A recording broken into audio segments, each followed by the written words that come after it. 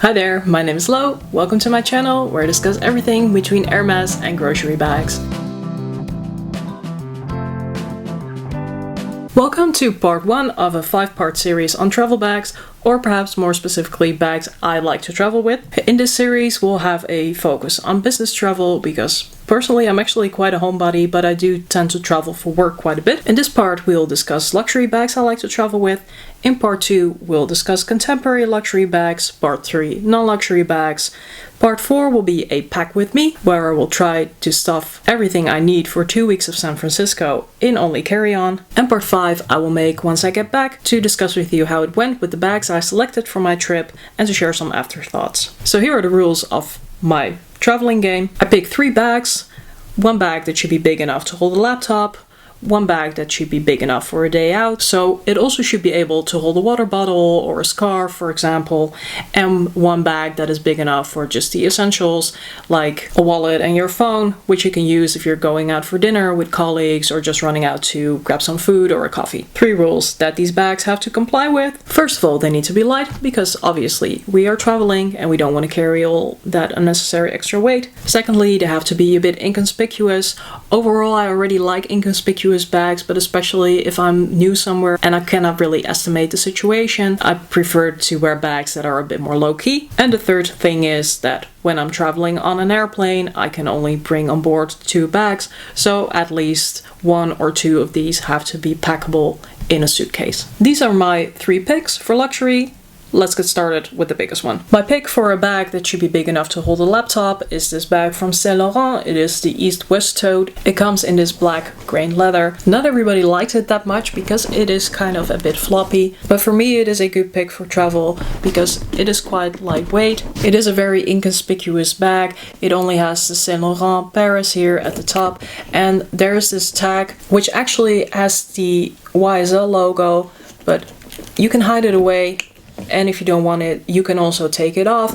It is a symmetrical bag, so you can also wear it with the logo to your side so that it's not very noticeable. Because it is quite floppy, it is also fairly easy to pack. The only thing that I would take into account is that this part here on the edge doesn't really fold that easily. So I would recommend that you fill up the bag, put it in your suitcase, perhaps wrap a dust bag around it just to make sure it's okay, and you're good to go. It is a very spacious bag. It has a magnetic closure. It also comes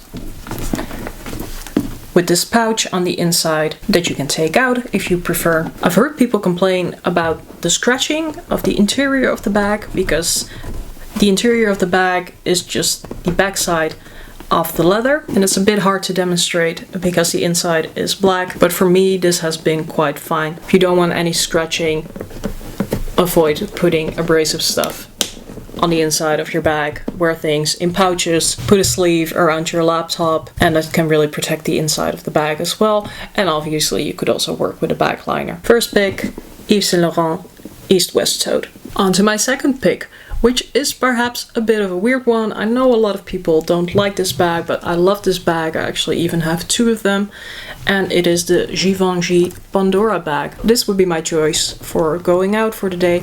I actually took this bag to a conference a while back when I didn't need a laptop, and it was perfect. This bag is really like a black box. It holds so much stuff, easily holds a water bottle, easily holds a pouch with things.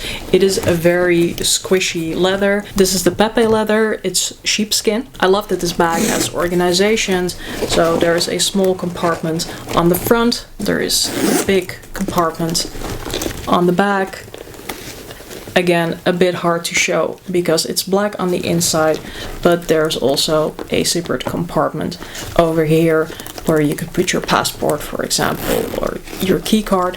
This bag, at least in the pepe leather, is also not very heavy. It weighs a little over 800 grams, which is about 1.8 pounds. It is very versatile because it has the top handle.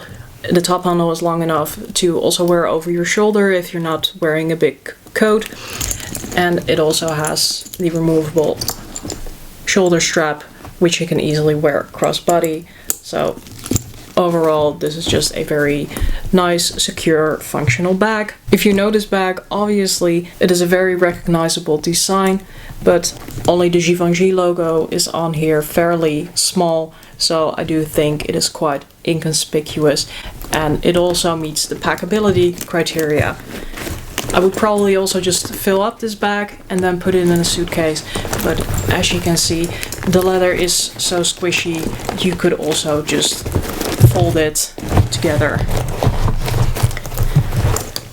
pack it up, and it would be good to go.